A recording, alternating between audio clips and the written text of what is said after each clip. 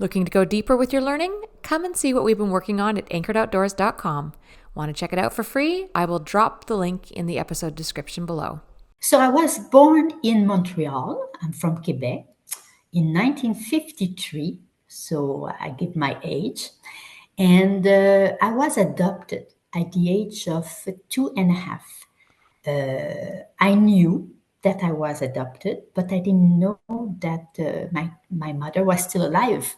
So for 10 years in my life, I thought that my parents passed away. And to be brief, I was adopted in a very loving family. They adopted a sister, Christine, when I was 5. And my childhood was very perfect. I mean, we had a house, we had a dog. I was doing great in school. Christine, being adopted at the age of 4, it was a little bit difficult, but we managed.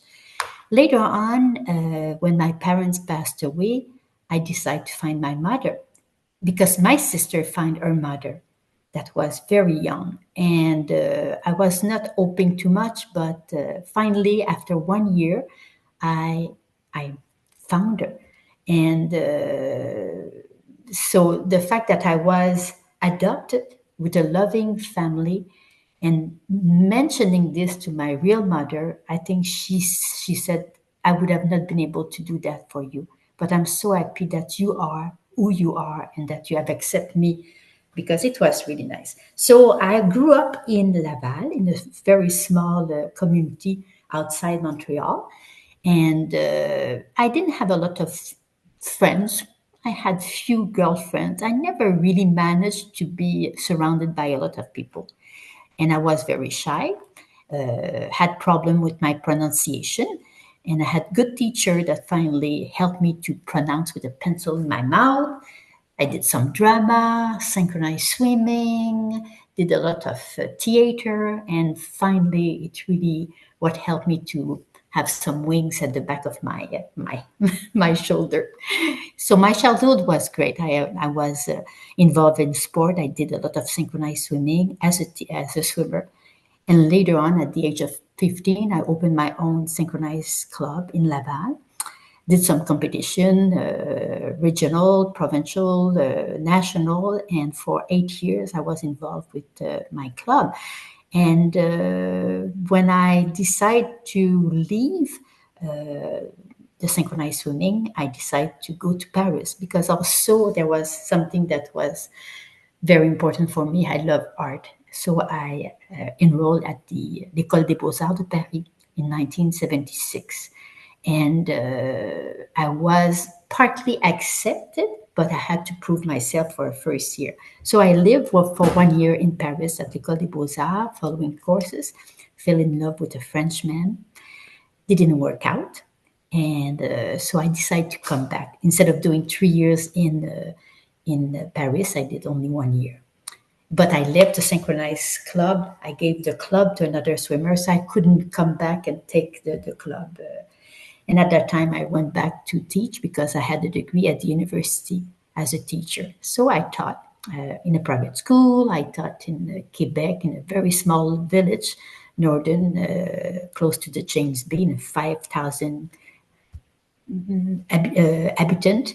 Did a lot of snowshoes, pottery, play a lot of pool, dance the Friday night, and after that, I quit teaching. I didn't want to continue to teach. And for 2 years, when I came back from Paris, I lived in Laval again and decided to find something else than teaching. Because after 3 years, I loved teaching, but it was not in my blood. So I work in a company as a consultant for a building company. I work in a publishing company. I work in fashion design. And finally, 2 years later, I decided, I think I better go back teaching. So there was an opening in Toronto as a French teacher in a private school. So I went to Toronto and started teaching. Beautiful experience. For 10 years, I did so many things. We wrote a novel in class, how to write a novel in class. I did many speech across Ontario and Quebec about the book, how to write a novel in class. We went to China, we went to Russia because I organized trip with my student because I was a teacher in history. So when we were learning how the Ming dynasty in China, so we went to, and it's funny because we arrived during the Tiananmen Square event in 1989. So it was perfect coming back with all the event, the revolution, the street and the square. So it was perfect. Later on, the year later, we went to Greece because I was also teaching the antiquity, and so we went to Greece. And so, yes, so after, in 1992, I said, that's it. I don't want to be called Madame. I didn't want to continue to be an old teacher. But I did a lot of theater, puppet, show in gymnastic. There was always a moment where instead of just teaching French, English, history, geography, there was always artistic. And I realized that the students that were slow or not very interested, having maybe to express themselves in a play or to design a puppet and activate the puppet or write a book, I was able to reach them. So in 92, I said goodbye.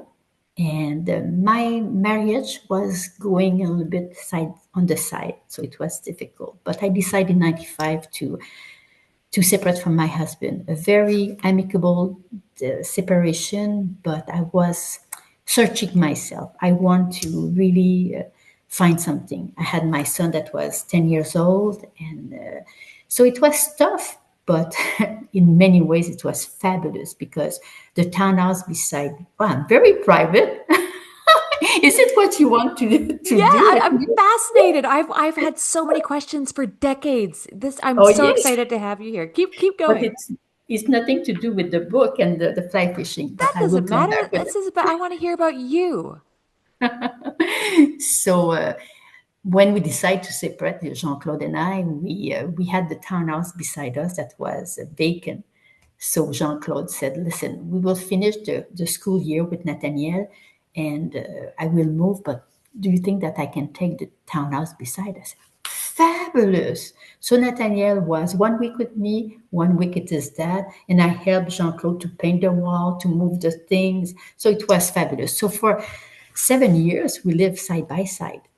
And okay, I had some relationship with other men, big, fat, tall, rich, poor, francophone, anglophone, American, Canadian.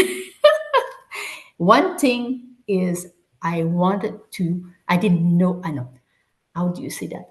I knew what I didn't want. I want somebody that is comfortable in the skin. I want somebody that is maybe similar to me in many aspects, but very different. And finally, there was, instead of presenting yourself on the internet, I wrote a poem, Free as a Bird.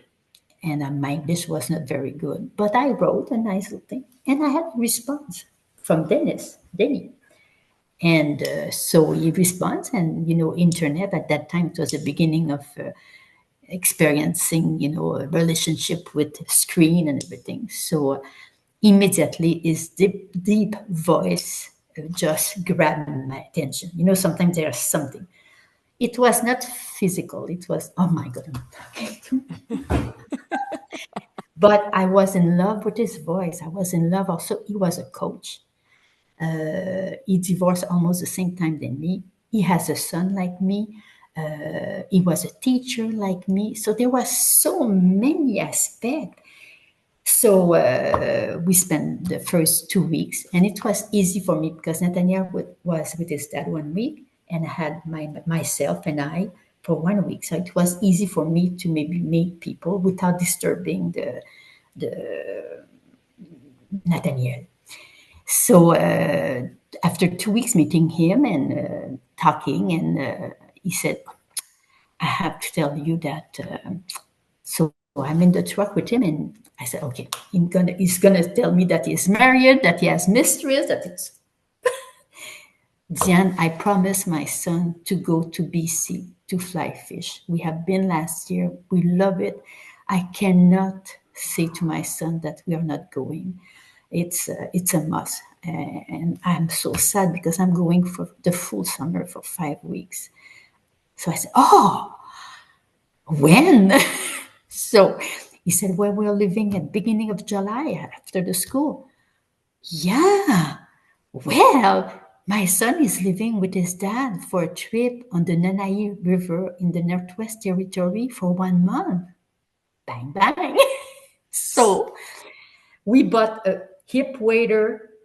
I didn't know anything about fishing, salmon, fly, nothing. So we have the dog, the golden retriever. We go across Canada. We stop and we camp. And I don't like camping on the rock. I'm terrible, but I was in love. So okay. So we arrive in Terrace, and so we start fishing for the sockeye, and there's a lot of sockeye. Fine. I don't know how to fish. So we go to Kitimat, and there's a lot of pink. And oh my God, each fish that I was taking, I would take them and kissing them. I was so happy, but back pain, fly in my ears, suntan, burned, tired. And in the car, they were talking about just a language that I didn't know, tippets and line and reel. I didn't know anything. So finally, after 3 weeks, I said, Rob, Denny, please, can you talk about food? Can you talk about music? Can you talk about art? I'm fed up with this. So they start laughing and they finally talk a little bit more about food and about trip and about music and fly fishing. So that was really the beginning of my 24 years of fly fishing. And Denis was my instigator. He trained me in everything. I learned everything. And at that time, because I've been doing art since 1992, and we were in 2001, my income was lower, and I was realizing that I could maybe not continue to paint. It was becoming a burden. It was financially, I could not. And because I was babysitting, not babysitting, but I was taking care of my son, there was no allowance. It was, my money and Jean-Paul's money. So Denise said, listen, I'm here to help you. You fly fishing, it's a beautiful niche to paint. There's not a lot of people that do fly fishing. I mean, at that time there was not a lot. There was few, Corbett in the east part of the Canada, but I was not too much aware of the painting. And so I started to do some paintings, but my line was huge. My fish, there was a fin that it was missing, whatever. So finally, after discussing and learning more about, everything, my paintings start to develop and with more knowledge. And then he was the one that will take care of the website, write the letter in English, because my English was not very good. So we were collaborating. He was really my partner, and it's just rocks climb or Skyrocketed. skyrocket. It Yes, really and has. I remember yes. seeing you for the first time at an art gallery. It it would have been a long time ago. I mean, yeah, 20. 2011, I think that have started to know you. I think, or maybe 2010. Yeah, that sounds about Yeah, right. 2010 yeah, in Calgary, I think at the Calgary yes, show. Calgary. And I Yes, saw yes, at your the work. Canadian Western Fly Fishing Show. Yes, Yes, I saw your work and I thought, "Oh my goodness, this you woman's were work." really impressive because I saw you 3 times at the booth, and you would always come and grab something, a print original painting. And I think what I love it was Diane in 2014. I met a man, I'm getting married, so I want to offer him. So we did a commission for you and your husband, and so it was nice to see that you were really very, very happy. happy with your man. Yes, yes, yep. I mean, Yeah, he's still here, and I think yeah. we've got half a dozen of your originals in the house. We just love them. So how then did that start to, I guess, turn into your career? Did you still do commissions for other sorts of work, or did you really start to focus solely on fishing? I didn't have Facebook or Instagram at that time. The only way to really was gallery, website, and Denis that was really very, very good in promoting the work on Google, the YouTube. At that time, it was really the tool to use. And and being invited to do a symposium speeches. And I think in 2011, when I was invited to a great show called Graceful Race in Manchester, Vermont, at the American Museum of Fly Fishing, it was really the beginning of okay, Diane exists. My art is starting to be known. So, and I was lucky to be brought with people that are in the industry, and it doesn't take too much to sometimes when the work is well done, but not only that, when there's a team behind the purchase. By painting, you meet so many people. You meet people, and when I was traveling doing fly fishing with my husband each November or October, it was also business oriented. I will stop at all the gallery on my way, and so finally the words, the work, the the professionalist also behind the work, because in a gallery you don't have the contact with the purchaser or the client, but being on your own, you have your website, you have your phone number, you have your email, the client contacts you immediately, so you are capable to talk one to one to that person, to know exactly what they want, why they chose that painting, what they want as a commission. Can I take your ring? Can I put your hat? Or do you want a big stiletto or a small trout? So it was nice to.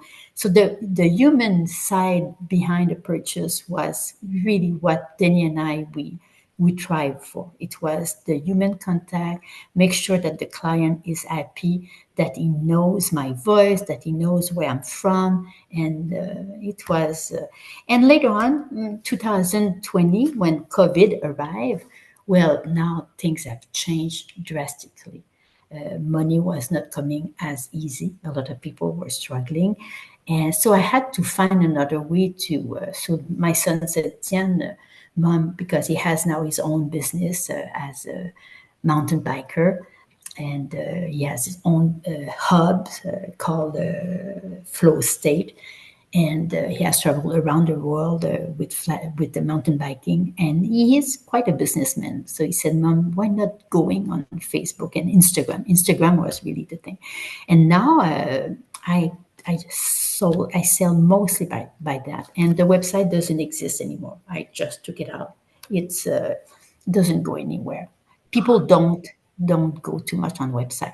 Website would be a business card. It's the same thing, but they want interactive. They want a podcast. They want something where you can interact, or visual effect, or so. The sales are a little bit slower, but it's still there. And also, when I was realizing that people are really struggling at home, I said, okay, I'm a little bit tired of fly fishing. After 20 years of painting, how many fish, how many anglers, how many women casting, how many, wading boots, and, I need a break. So I said, okay, let's do some challenge. So I did 100 portrait in 100 days. I did 50 rivers in 50 days. I did 25 landscape in 25 days. I did 365 sketch in 365 days. And for the full 3 years, it was really just small little painting, quick, fast. And I changed my style, instead of being very focused on the detail and the small little line and the feather on the fly. It was more the mood, the atmosphere. And it's a bit like Picasso, at the age of 16, how many things that they can do with the vein and the, the everything, the bone. So he start to develop his own style, the cubism and everything. So it's you reach a point where details is not as important. You don't want to see the wrinkle in your face. You just want to see, So the same thing in the painting. That's so interesting to hear you say that. I'm looking at your business card right now, speaking of business cards. I'm trying to think of the detail in your original work from, Yes. say, 2011. And I Yeah. didn't realize I hadn't pinned that you had changed your style. I'm going to have to take a closer look at your work now. Was it Yeah. do you I still feel though like I can see a photo and know it's yours. Yes. I mean I a suppose painting and know it's maybe yours. my palette, or maybe I'm a little bit like a chameleon.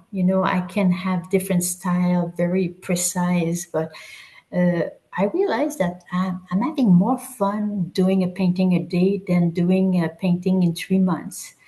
It's the labor is not the same, and also what triggered me to do this, it's people want to be able to buy a painting and put this in their luggage, to have a small frame that they can buy it anywhere. Huge paintings, when I always have, oh, I did a painting 5 feet by 3 feet, and you ask them, oh yeah, oh, it took me 2 days because it just, it doesn't, it's not important the size, it's not important the time.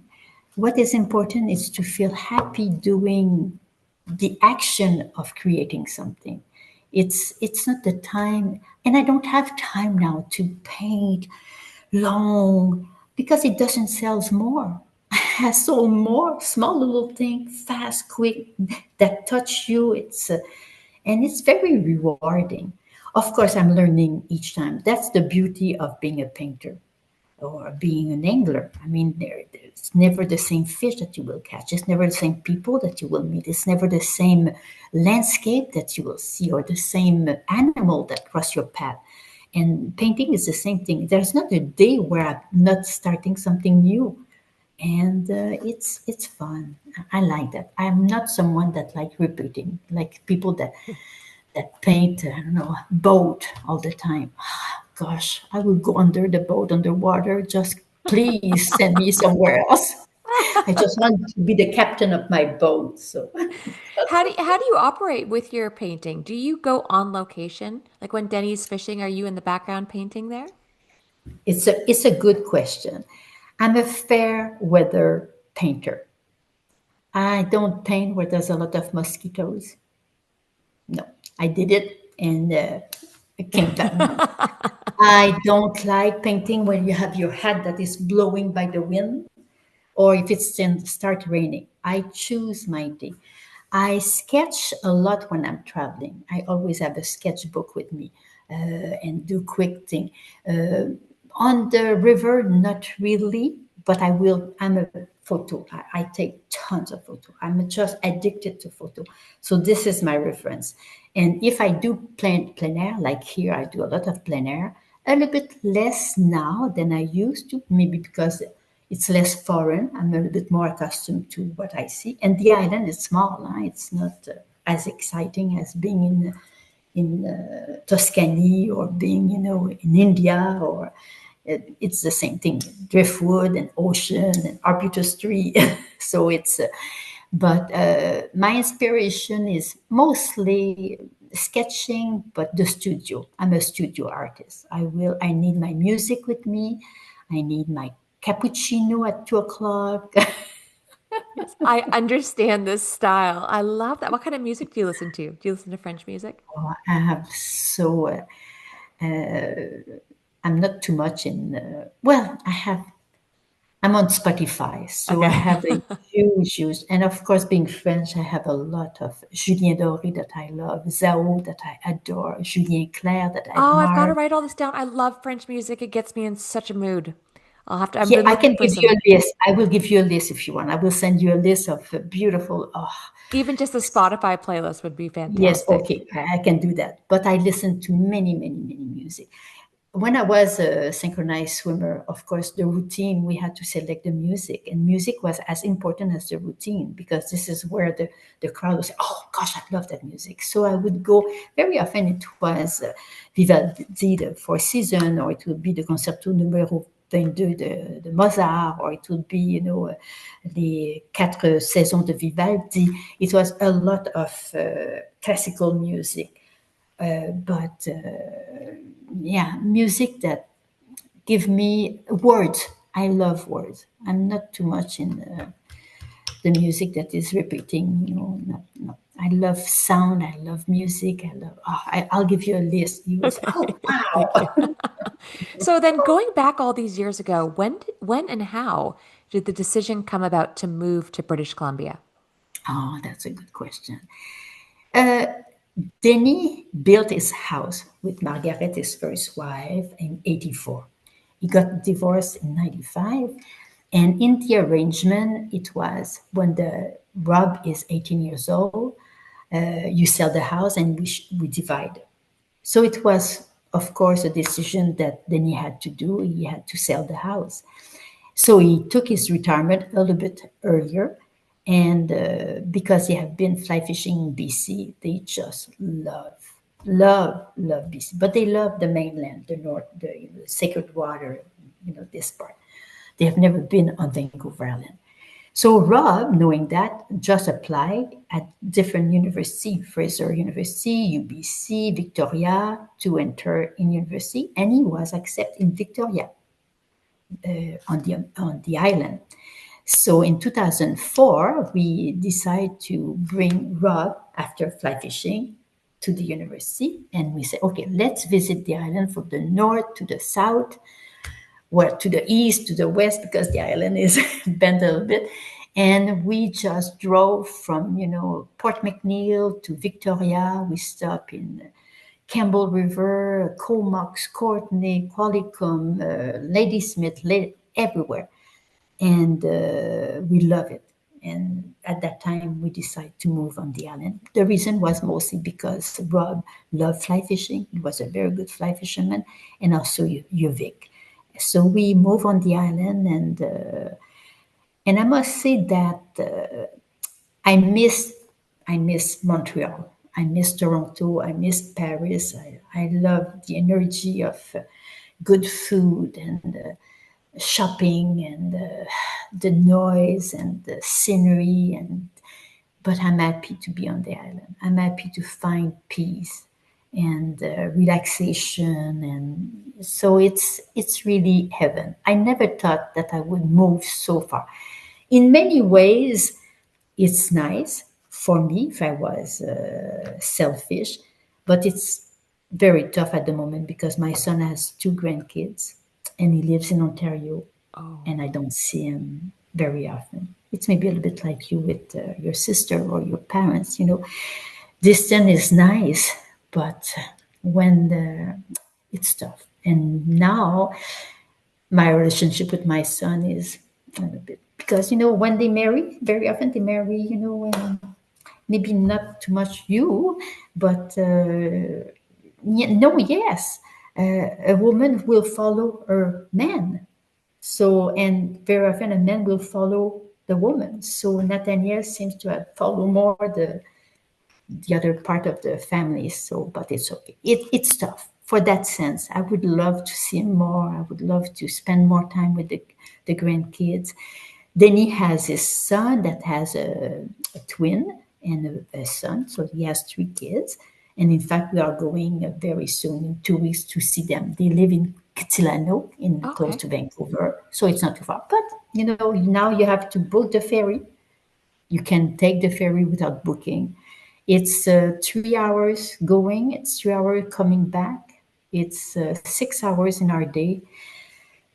Three kids is we cannot really stay too long because they have their routine, they think so we cannot really, and they cannot come here. We have only just two other bedroom, except we have three bedrooms, so it's difficult. So Yeah. yeah, Yeah, But you that's do a trip every year up north, don't you? I know that you guys do a pretty serious trip up north in Steelhead country every year, don't you?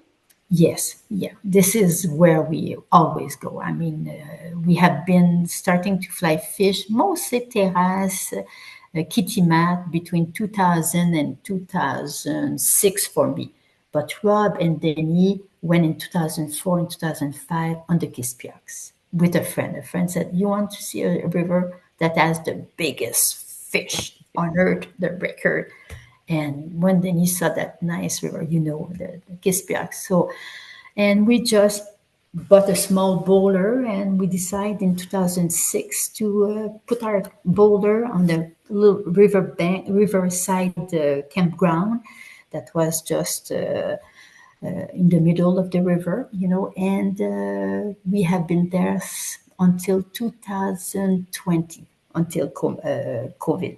And after that, we sold the boulder, and we go to cabin that belongs to friends, like Helmut, that has the oldest cabin that is on the Kispiaks. And we have also Andrea, not Andrea, but Dick and Janice that are from Washington State. They built a nice little house. They are American, but they have their house on the Kispiaks.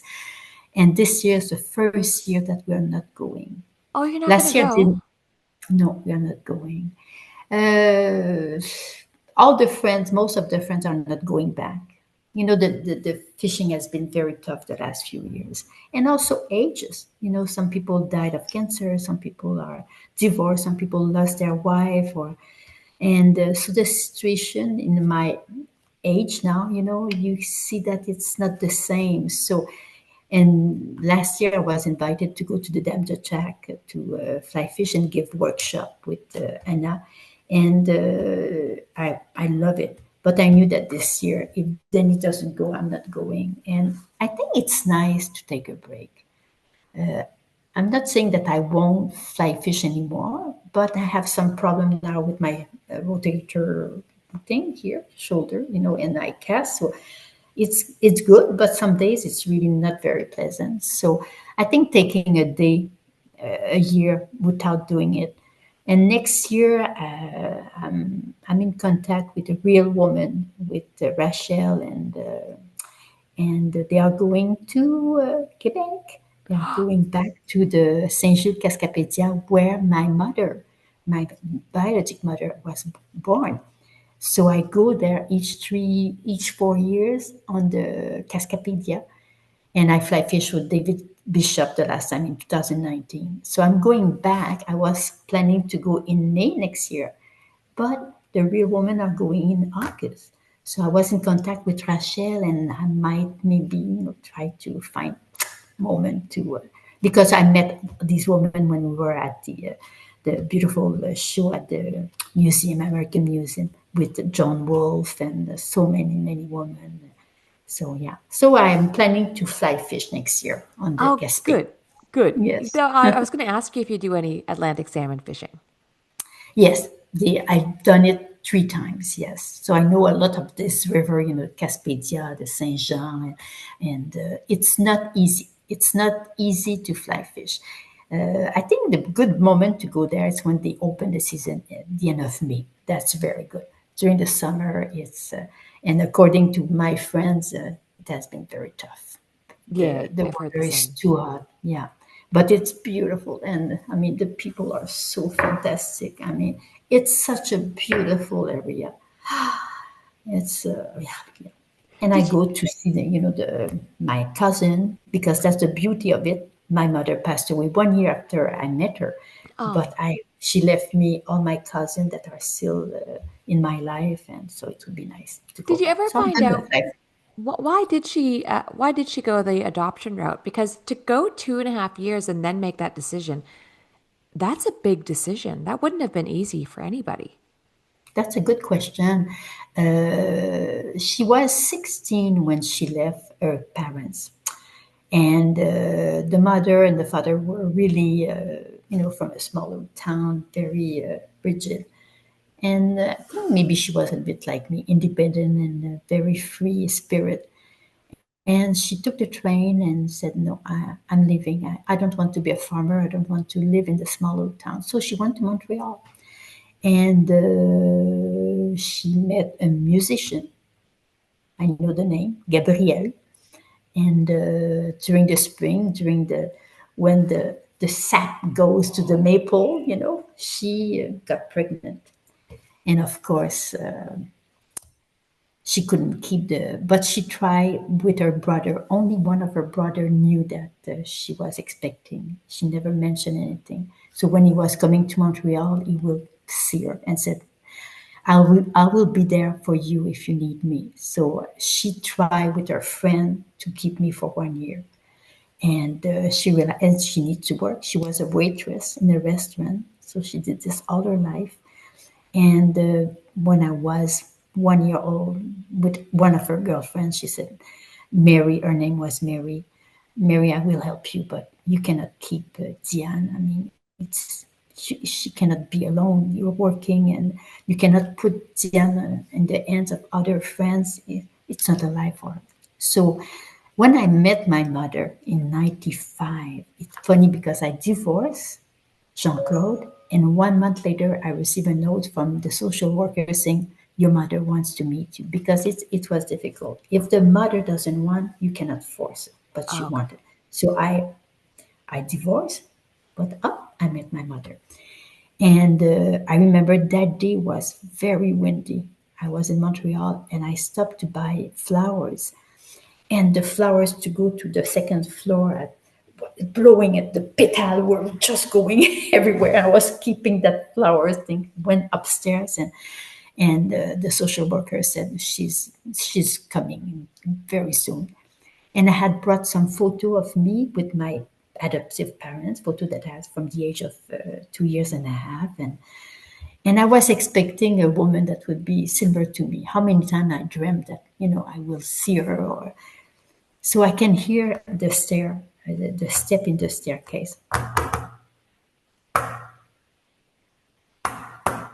and very hesitating. And I can feel that she's climbing the stair, but I don't know if she will reach the door and knock at the door. I was really, and we were the social worker and me in the room waiting that the door is. So you can, so I opened the door with the flowers and my head was there, but I had to look down. She was so tiny, like a little rose. And oh my God, fragile like a leaf. I mean, and instead of feeling that I'm the mother meeting the mother, the daughter meeting the mother, I felt like the mother meeting the. She was so small. So was excuse me, water. Yeah, no worries. This is fascinating. So she we start talking and showing some photo and everything, and at a certain time, just 15 minutes after we talk, she said, Tian, I want to show you where I live. I want you to come in the restaurant with me. So finally the social worker said, oh, I think you're fine. Oh, you can leave. Happy life. So we left, and the flowers, and we I had at that time a big van because I was a fashion I was working in fashion and had the clothes in the van and everything. So we went to the restaurant, and it was always the restaurant where she goes because she is preparing food all the time. She's a waitress. Her delight was to be served. So she had that restaurant where she was known by everybody. We entered at the restaurant around 10:30 a.m. I mean, it was not time for breakfast, it was not time for lunch, but she wants to meet the waitress, and she was very fond of that woman. So she said, Claire, viens, viens, viens. So Claire comes to the table. She said, est-ce que tu sais c'est qui? She was Anglophone, sorry. She was speaking. Mary was Anglophone. My mother was Anglophone. So she said, do you know who is this person? So Claire said, no, I don't know, Mary. Who is that person? This is my daughter. My daughter. Oh, So Claire started to sit, boom, at the table, take my hand, say, how many times she talked about you? So we ate, we talked, and the people start to arrive in the restaurant. And, hi, Mary, this is my daughter. So, I mean, I was blown away. And so I had the chance to really have her for 1 year because she had cancer. She didn't know that she had cancer. And I was with her at the doctor when finally the doctor said, we have to put her at the hospital. And so we brought her in October. And by the end of October, she passed away in 96. So yeah, no. So we were able to have summer. We were able to go to Montreal, to go to the la cabane à sucre, the maple leaf on the ice. Thanksgiving, Christmas. She will always do some peanut butter cookies for my son. So it was nice. So I had her. Oh, It was nice. so Yeah. she got to meet her grandson as well. That is unbelievable. Yes, yeah, because my biological mother never saw me getting married, never saw me having a child. So it was really like I have a second. It's funny because they died at the same age, almost, 67 years old, both of them. So yeah, it was Did a she, nice story. did she have any other kids? That's a good question, April. 1 month after I met her in June. In July, she was going to see her brother and sister in Gaspésie, in Saint Jules. And she wrote a letter from there. I received the letter, opened the letter, and said, Diane, I forgot to tell you something. And it breaks my heart. I have to tell you, and you can decide to forget me. I was not truthful with you, but I had a son before you. I had another man in my life. And yes, I had a half brother. His name is John Sedge, older than me, 3 years older than me. I met him 3 times. He came in Thanksgiving to my place, and my mother. And it's funny, April, because when I moved to Toronto before Nathaniel was born, we moved a townhouse because we need more space. I moved on Cassandra. My name is Diane and I'm a teacher. When I talked to John, my brother, he said, you live on Cassandra. Do you know that I moved out of Cassandra the moment you move in 82? He lived just at the end of the street. At the moment where I was arriving, he was leaving. His wife is Diane, and she is a teacher. Oh, It was unbelievable. So I saw John 2 or 3 times, but because my mother passed away 1 year later, now I don't have any news from him. But it was nice. Yeah, yeah. what a crazy Two, world.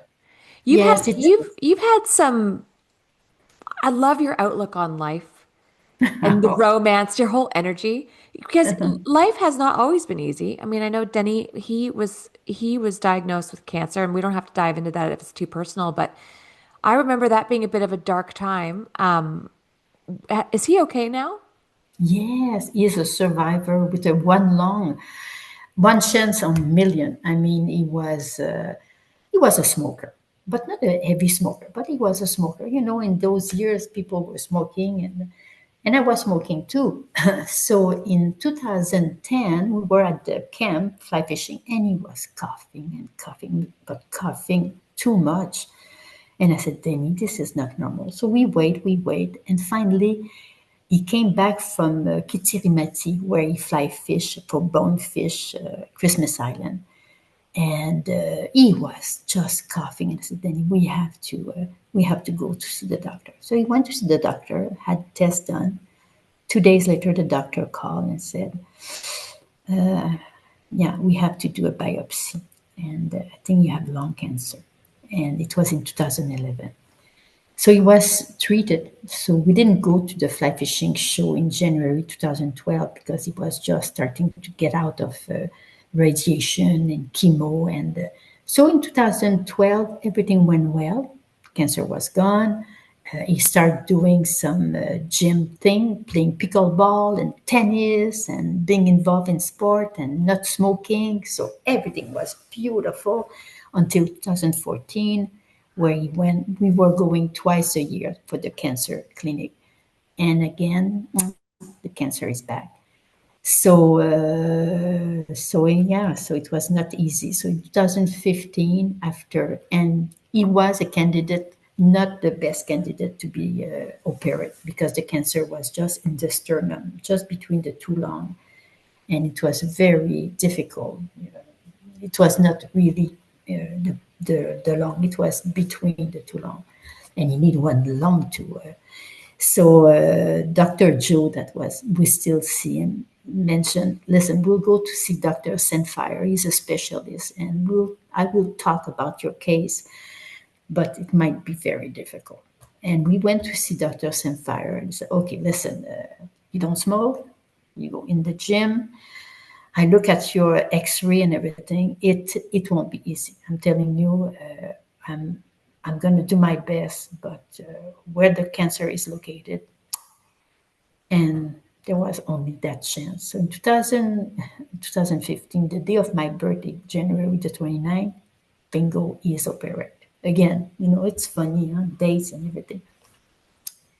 So he has his surgery.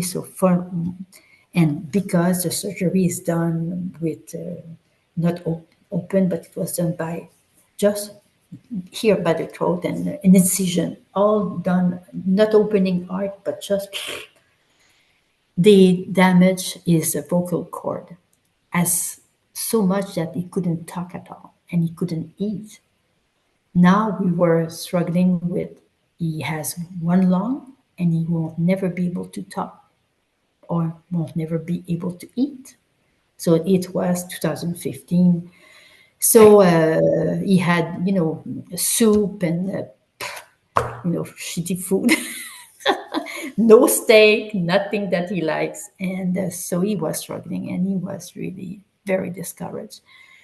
So in April, 4 months after the surgery, we went to Salt Spring to see a specialist for cords and everything, did some x-ray and everything. And then, at the time, was starting to eat. He was starting also to speak, but better. And the specialist said, nothing is wrong. Everything is coming back. It will be maybe a little bit different, but he will be able. So, oh my God, we stopped in the restaurant, the best restaurant in Salt Spring, and he ordered a bigger steak ever. So he was saved. So, and he has been for the last, since 2015, cancer free so far. He had some challenge in 2016, but nothing compares. So he is, yeah. What happened with him? He is a very positive guy. We are too alpha. I mean, I am really stubborn. It doesn't look like it, but I'm stubborn. And we have discussion. We, a big conversation sometimes because I see this way, then you see this the opposite way. I mean, we are completely yin and yang, red and blue, completely different. But the beauty of it, it's each morning when we wake up, everything is forgotten. Because I love you, Denis. And yeah, so it's, yeah, he is the best pair of shoes. He is my slippers.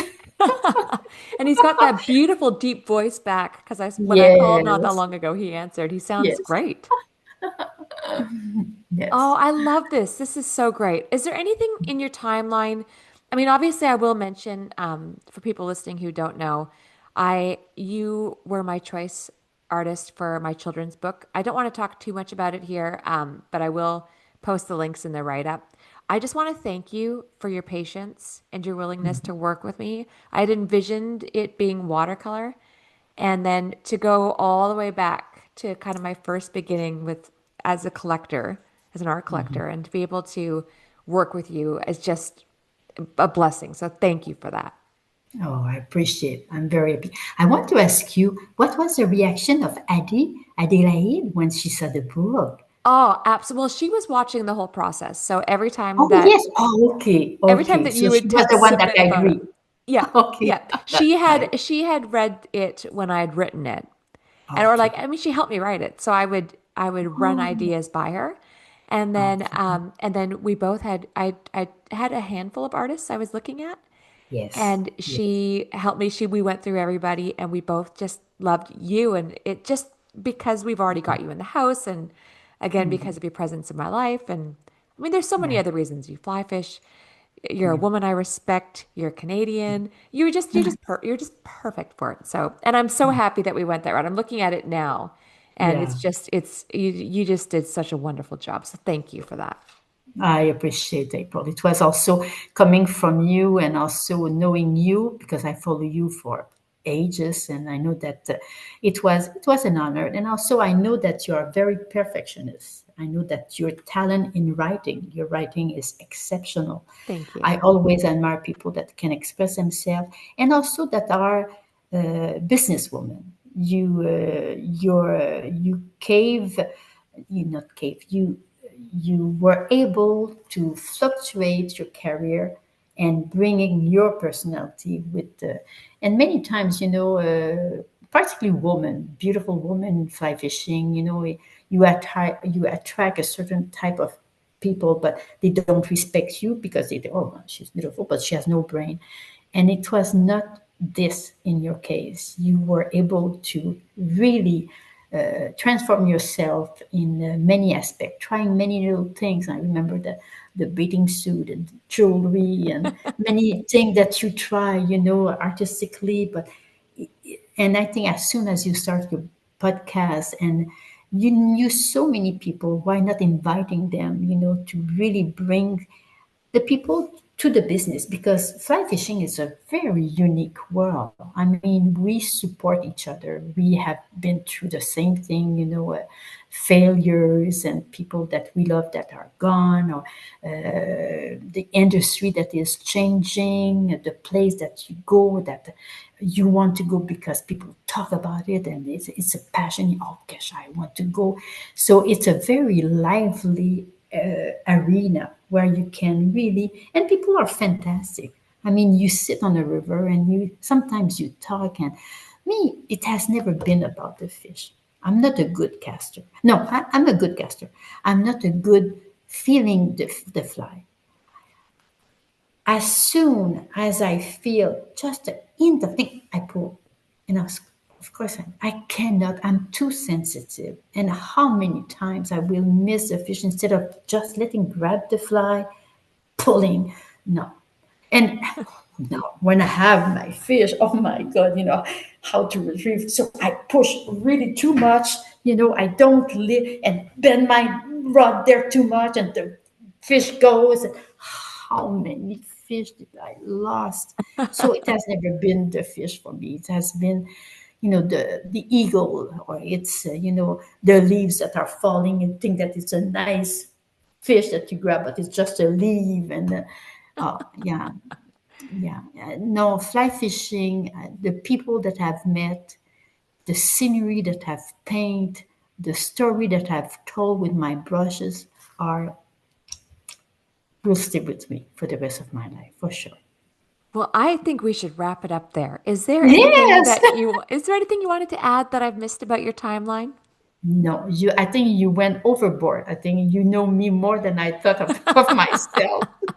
You've always been this international woman of mystery to me in Yes, so many but ways, now you you know? know everything in detail. In Oh, detail. but now I'm even more interested. It's like you're romantic and oh, I love Yeah. it. I love it. The things that you have seen.